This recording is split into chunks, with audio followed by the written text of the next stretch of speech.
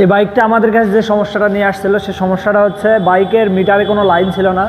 ব্যাটারিটা নতুন লাগানো হয়েছে, তারপরেও কিন্তু মিটারে লাইন আসেনি। বাইকটা বাসায় পড়েছিল কিছুদিন। আমি নিজে বাইকারের বাসায় গিয়েছিলাম, বাসায় যেয়ে উনি ব্যাটারিটা আমাকে দিয়েছে, আমি ব্যাটারিটা লাগাইছি বাইকে, তারপরেও কিন্তু মিটারে কোনো লাইন আসেনি। মিটারে লাইন না আসার কারণটা খোঁজার জন্য বাসায় আর সম্ভব হয়নি আমাদের। এই কারণে আমরা বাইকটা শপে নিয়ে আসছি। এই যে বাইকের কিটমিট সব এখানে খুলে রাখছি।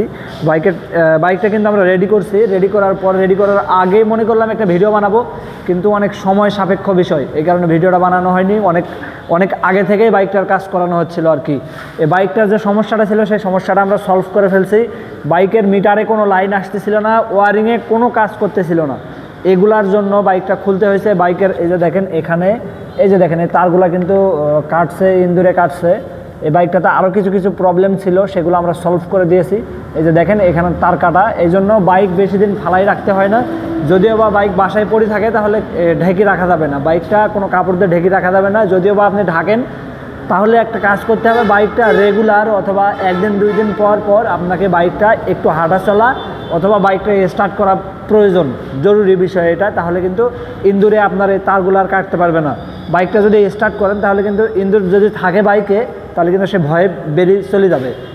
আর একটা কাজ করবেন, যাদের বাইক পড়ে থাকে বাসায়, তারা একটা কাজ করবেন, বাইকের ভিতরে অবশ্যই ল্যাপথলি যারা চেনেন তারা অবশ্যই ল্যাপথলিটা বাইকের ভিতরে ঢুকায় রাখবেন। তাহলে কিন্তু এর গন্ধর কারণে বাইকের ভিতরে কিন্তু ইন্দুর ঢুকতে পারবে না।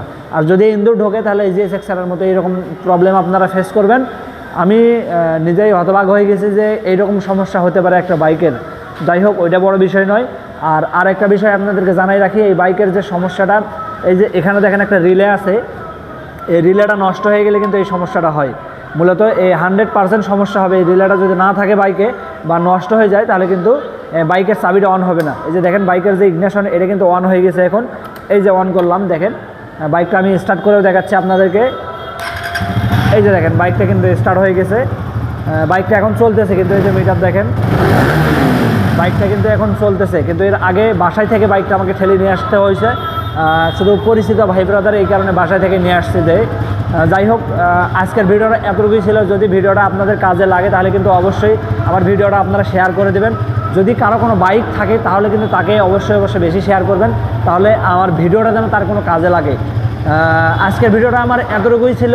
আশা করি আপনার আগামী ভিডিও আসা পর্যন্ত ততক্ষণ ভালো থাকবেন, সুস্থ থাকবেন। আসসালামু আলাইকুম।